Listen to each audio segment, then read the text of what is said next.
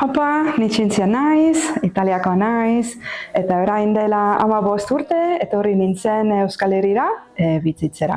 Irakaslea naiz, italierra eta ingelesa irakasten ditut.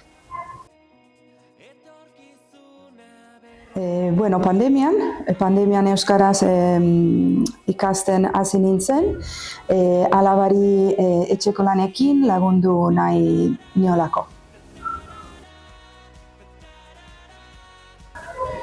Nik Euskaraldian parte hartuko dut, nire ustez garrantzitsua delako euskara bizirik mantentzeko.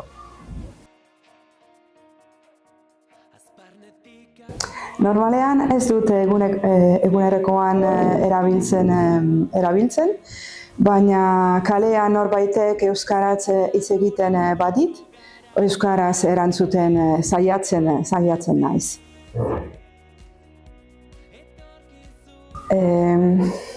Oso garrantzitsua da euskaraz irakurtzea eta entzutea, eta gero denborarekin, pertsonaekin praktikatzea.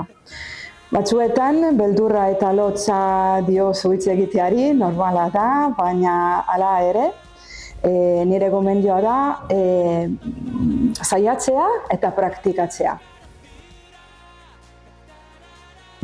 Ni Belarri Prest.